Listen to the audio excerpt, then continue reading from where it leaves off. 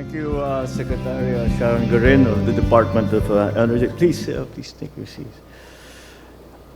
Information and Communications Technology Secretary Henry Aguda and the other members of the cabinet that are here present, and of course our very valuable partner in not only these programs for the provision of power for even the most isolated places, Meralco Chairman and Chief Executive Officer Manny Pangilinan, the ERC Chairperson and CEO Francis Saturnino Juan, and the other commissioners who are here present, Meralco executives and personnel, local government units officials, fellow workers in government, distinguished guests, magandang umaga po sa inyong lahat.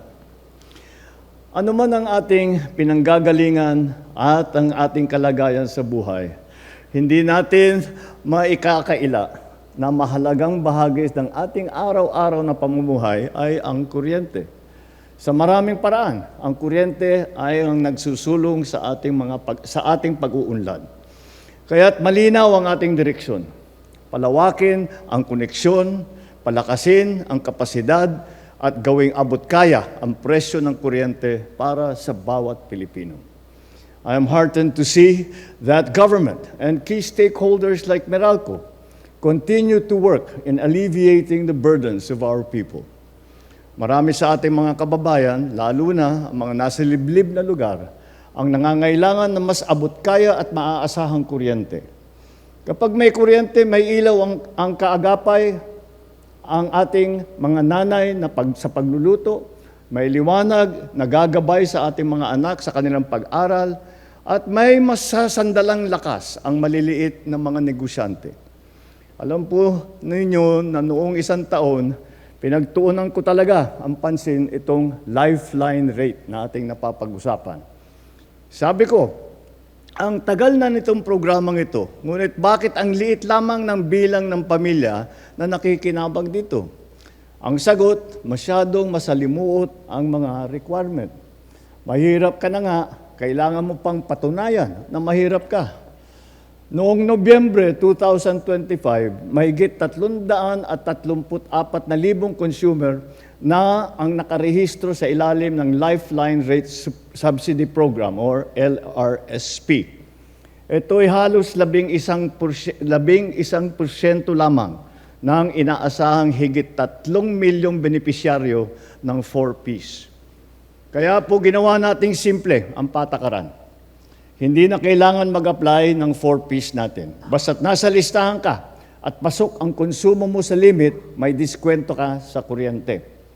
Ngayong buwan, ipapatupad natin kasama ng distribution utilities o DU ang automatic registration ng lahat ng benepisyaryo ng 4Ps sa ilalim ng LRSP. Ito ang uri ng pamamahalaang ating itinataguyod. Hindi dapat ang Pilipino ang naghahabol sa tulong. Ang tulong ang dapat ang lumapit sa mga Pilipino. Nagtakda kami ng bagong lifeline consumption threshold upang magiging patas ang pagbibigay ng diskwento, anuman ang inyong DU at lokasyon. Kapag benepisyaryo ka ng 4Ps na nasa 50 kilowatt-hours pababa ang iyong konsumo, makakakuha ka ng 100% diskwento sa kuryente. Para naman sa mga kababayan nating nasa poverty threshold, ngunit hindi kasama sa 4Ps, at maliit lang ang konsumo sa kuryente, maaari naman kayong magparehistro sa LRSP. At habang pinapagaan natin ang singil sa kuryente, tinutulungan nating guminhawa ang buhay ng mamamayan at pinabibilis ang landas tungo sa mas malinis na enerhiya. These days, I see many households installing solar panels to save on electric bills. I myself, in Ilocos Norte, installed on our house the solar panels. And what I learned, based on personal experience, was that it was very hard to sell excess electricity to the grid, only because the procedures were not in place. It was not because it was not an unwillingness of our electrical cooperatives to do it. It was simply because they didn't know what to do and how to go about it, what forms to fill, what arrangements to make, how to price the credit from the electricity that you are putting back into the grid. This net metering program enables households now and businesses to install renewable energy systems such as solar panels and sell surplus electricity back to the grid, lowering their bills while contributing to the power supply.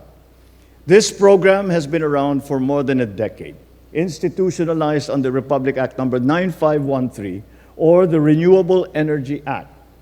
But the lack of clear rules and capacity building for electrical cooperatives made it so frustrating to apply for net metering. Now, after sitting down with the Department of Energy and the ERC, we have found a way to make it easier for our people to participate in the net metering program.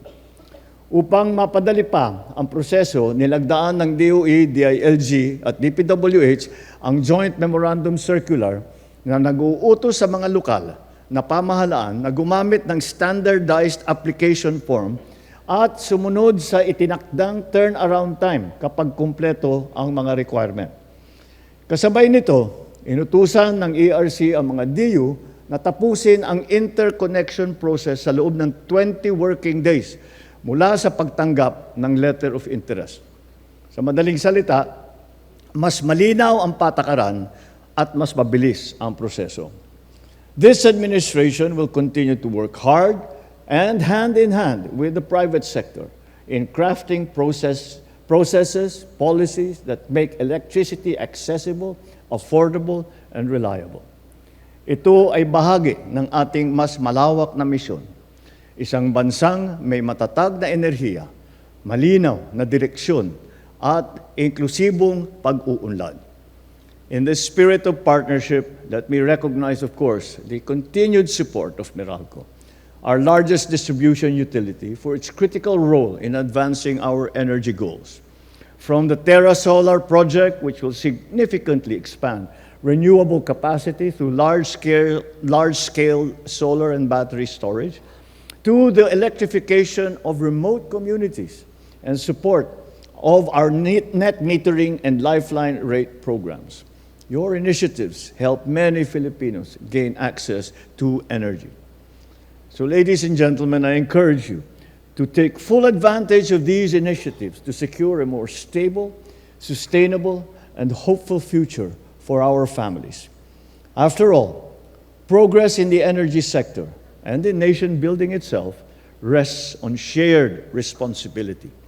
Together, let us fuel a bagong Pilipinas where energy powers our industries and guides our nations toward enduring progress and sustainability. Maraming salamat po. Mabuhay ang bagong Pilipinas.